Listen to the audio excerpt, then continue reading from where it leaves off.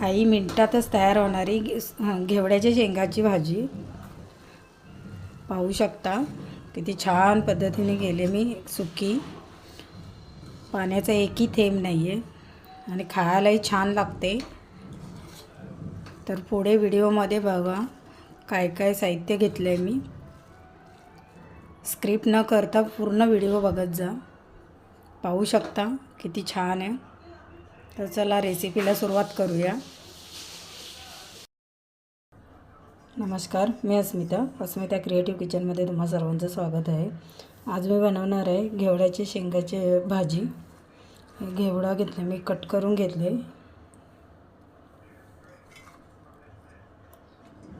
अशा पद्धतीने सुकी भाजी करणार आहे. याची मी कशी बनवते ते रेसिपी पूर्ण बघा. त्यासाठी काय काय साहित्य घेतले ते तुम्हाला अगोदर दाखवते. 2 मीडियम साईजचे मी कांदे कट करून घेतलेत. 1 टोमॅटो, कढीपत्त्याची पानं, लसूण कट करून घेतलं आहे. 1-2 पाकळ्या कोथिंबीर,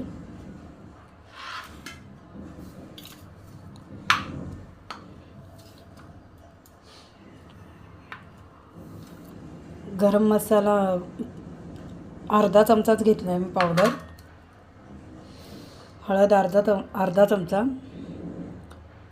धना पावडर अर्धा चमचा आणि घरगुती तिखट मसाला 1 चमचा. आणि इथे 2 मोठे चमचे शेंगदाण्याचं कूट घेतलं आहे.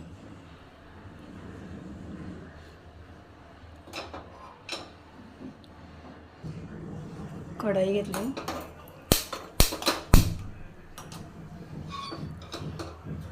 गरम करून घेते. आता ह्याच्यामध्ये ऑइल टाकून घेते.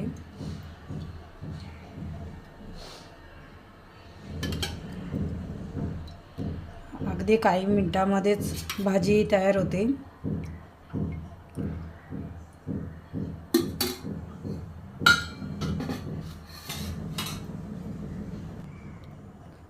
तेल आता गरम झालं. आता ह्याच्यामध्ये लसूण टाकून घेते. लसूण थोडीशी तडतडली. गॅस बारीकच ठेवायचं, फास्टवरती नाही टाकायचं.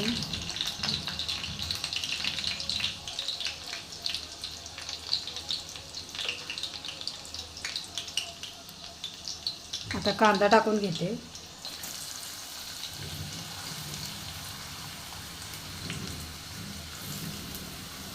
त्यातच कढीपत्ता टाकते.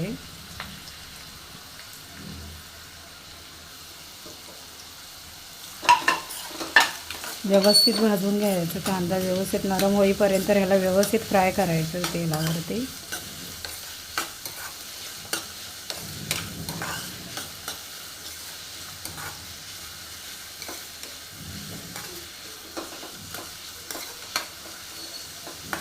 अगदी 10 मिनिटांमध्ये ही भाजी होते सुकी. टिफिनला वगैरे झटपट देण्यासाठी मुलांना बरं पडतं.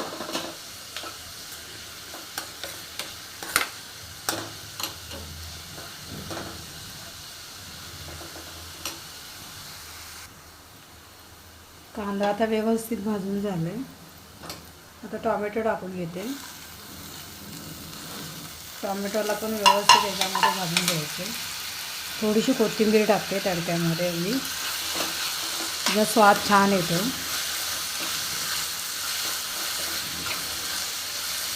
व्यवस्थित असं भाजून घ्यायचं होतं.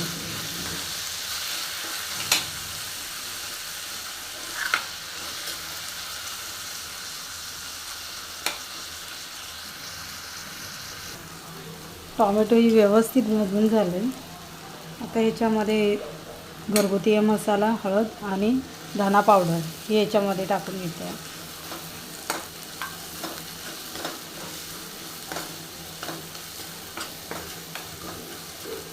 याच्यामध्ये पाणी वगैरे काही ॲड करायचं नाही आहे. सुकी भाजी फ्राय करायची. लगेच 10 मिनिटांमध्ये तयार होते ही भाजी. जास्त वेळही जात नाही. सुकी भाजी छान लागते. आता हे मिक्स करून झालं.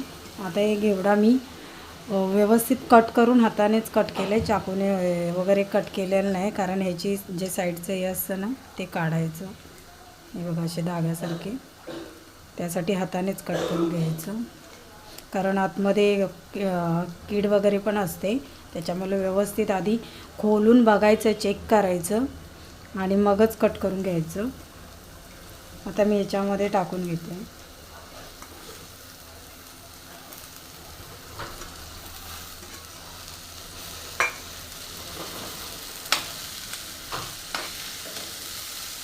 कापायच्या अगोदर स्वच्छ धुवून घ्यायचं.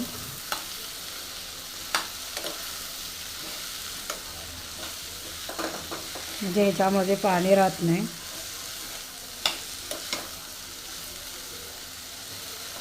आता हे व्यवस्थित असं मी एकजीव करून घ्यायचं. बारीक गॅसवरती त्याला 5 ते 7 मिनटं वाफवून घ्यायचं. लगेच शिजते. पाण्यावरती पाणी टाकलं ना तर लवकर शिजत नाही. अशी वाफेवरती छान अशी लगेच होते. मी अगोदर 2 मिनटं झाकून ठेवणार आहे, मग मीठ टाकायचं. आणि गरम मसाला मी अगोदर टाकला नाही, मी दाखवते केव्हा टाकायचं. चेक करून बघूया.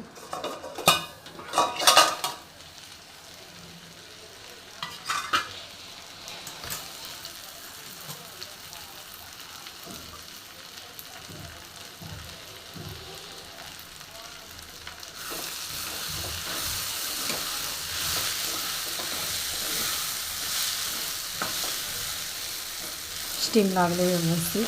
आता ह्या स्टेजवरती आपण गरम मसाला टाकायचा. त्याला व्यवस्थित मिक्स करून घ्यायचं.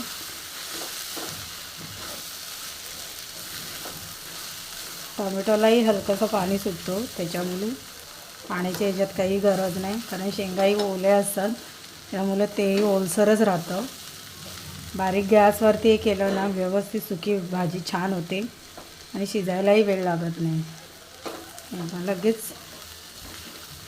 शिजते. आता ह्याच्यामध्ये मीठ टाकून घेते, चवीपुरतं मीठ. अगदीच मोजून म्हटलं तरी 10 मिनटामध्ये ही भाजी तयार होते, जास्त वेळ लागतच नाही. बघू शकता.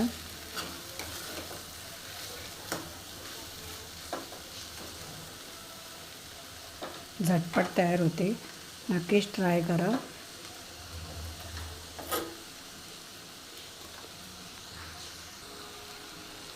अजून हिला 1-2 मिनटं मी अजून झाकण मारून ठेवते.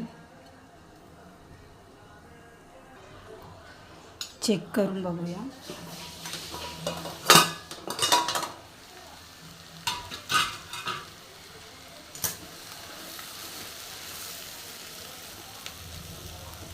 हे पाहू शकता, पण शिजले गेले बिया.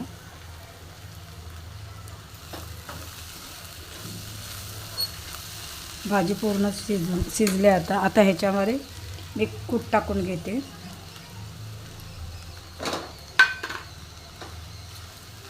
मिक्स करून घेते.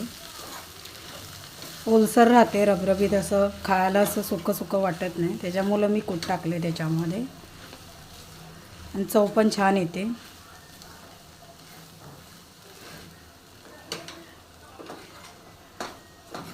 आता याच्यावरती कोथिंबीर टाकून घेते. कूट टाकल्यावरती काही स्टीम वगैरे द्यायची काही गरज नाही. मिक्स केली त्याच्या वाफेवरती व्यवस्थित कूट लागतो सगळीकडे.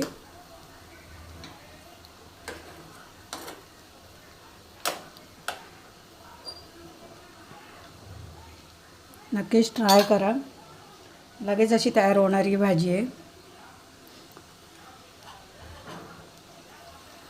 कोथिंबीर टाकून घेते.